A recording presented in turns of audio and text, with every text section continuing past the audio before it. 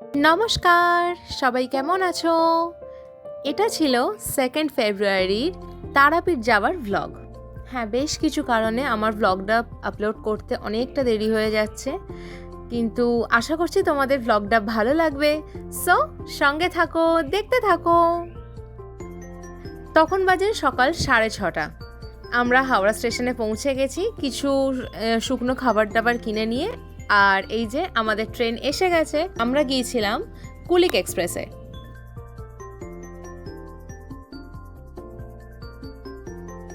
তো বাকি কথা তারাপীঠে গিয়ে তোমাদের সাথে শেয়ার করছি।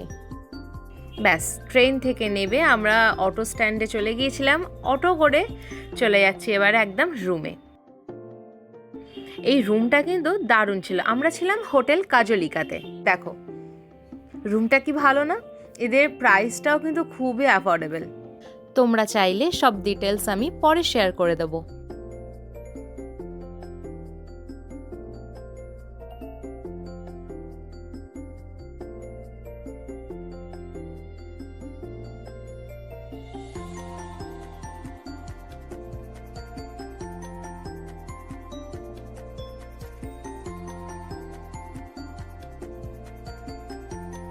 তারপর পৌঁছতেই রুমে আমাদের দুপুর 2টো বেজে যায়। তো তারপর আগে আমরা একটু খেয়ে নিলাম। তা আমরা ওখানে হোটেল থেকে আমাদের সাজেস্ট করে দিল যে এখানে একটা ভেজ হোটেল আছে, মাধবী হোটেল, তো এখানে চলে যেতে।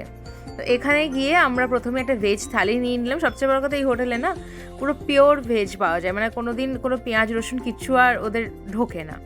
তো তারপর খেয়ে দিয়ে নিয়ে স্নান টান করে ফ্রেশ হয়ে বিকেলবেলা আমরা একটা টোটো বুক করে নিয়েছিলাম ওখানকারই কিছু সাইট সিন দেখবার জন্য। এটা আমরা দুজন গিয়েছিলাম বলে একটু আমাদের রেটটা বেশি পড়েছিল, মানে পার হেড হিসাবে রেটটা বেশি পড়ে গেছে। তোমরা যখন যাবে তোমরা চেষ্টা করবে 4-5 জন মিলে যাওয়ার, তাহলে এই একই রেটেই তোমরা সবাই মিলে ঘুরতে পারবে এবং খরচাটা অনেকটা কম হয়ে যাবে।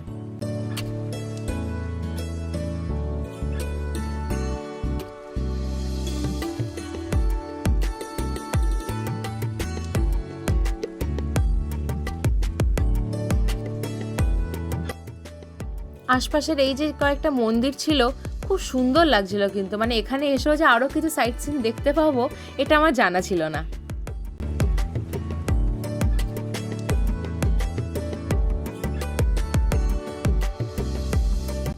আর এই হচ্ছে পুরো মায়াপুর ইস্কনের আদলে একদম তৈরি।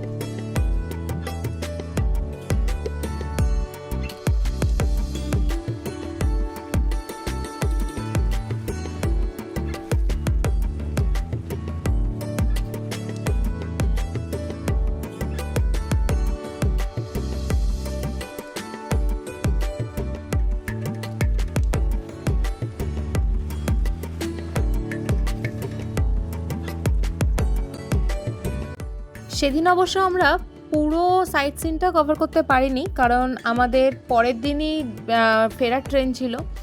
আর আমরা বললাম যে পৌঁছতেই হোটেলে আমাদের 2টো বেজে যায়। তারপর স্নান করে ফ্রেশ হয়ে লাঞ্চ করে নিয়ে সাইট সিন বেরোতেই আমাদের 4:30 বেজে যায়। মানে সাইট সিন ঘোরবার জন্য না, যদি তোমরা 3টে নাগাদ করে বেরোতে পারো সেটা সবচেয়ে ভালো হয়, নাহলে ওই সন্ধে হয়ে গেলে আর সেভাবে তোমরা ঘুরতে পারবে না। তো আমাদের ওই জন্য একটা দিকে কমপ্লিট হয়েছিল, আরও একটা দিক আছে, মানে ওই 60% মতো আমরা দেখেছিলাম আর কি সাইট সিনটা। আরও বেশ কয়েকটা মন্দির ছিল, ওগুলো আমাদের দেখা হয়নি।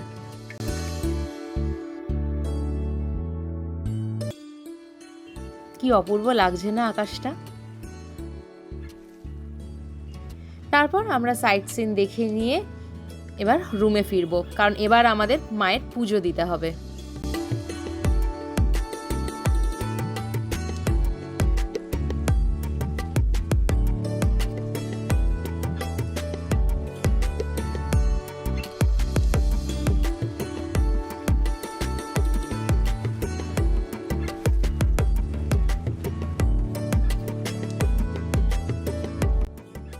চলে যাচ্ছি এবারে মায়ের মন্দিরে। আমরা যে রুমে ছিলাম সেই হোটেলের সাথে একজন পান্ডার ওদের পরিচয় ছিল, তো ওই পান্ডাকে ধরেই আমরা মায়ের পুজোটা দিয়েছিলাম।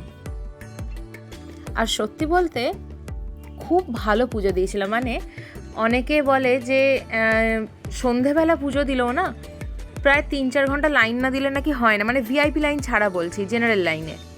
তো আমরা সেদিনকে ওই 7টা নাগাদ করে লাইনে দাঁড়িয়েছিলাম, আর 8:30 নাগাদই আমাদের পুজো দেওয়া হয়ে গেছে। এবং সবচেয়ে বড় কথা, কোনো ব্যারিকেডটা তো সিঙ্গেল লাইন থাকছেই, কিন্তু যখন গর্ভগৃহে যখন প্রবেশ করা হয় তখন তো অনেকটা ভিড় হয়ে যায়, মানে প্রেশারটা পড়তে থাকে।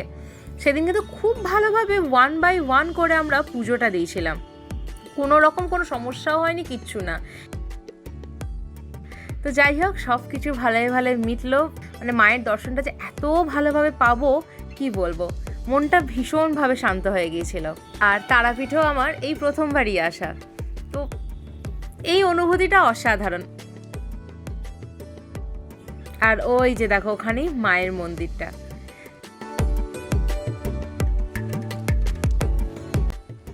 তারপর এবার একটু ফেরার সময় টুকটাক একটু কেনাকাটা, কারণ কিছু তো একটু একটা স্মৃতি হিসেবেও তো নিয়ে যাওয়া দরকার নাকি। আর সবচেয়ে এই দোকানটা খুব ভালো ছিল, এত সুন্দর সুন্দর সব পিকচার, বা অন্য দোকানের তুলনায় এই দোকানের একটু দামটাও একটু বেশ রিজনেবল ছিল।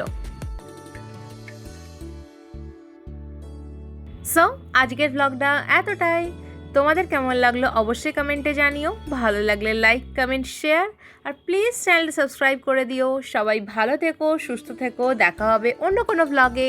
টাটা।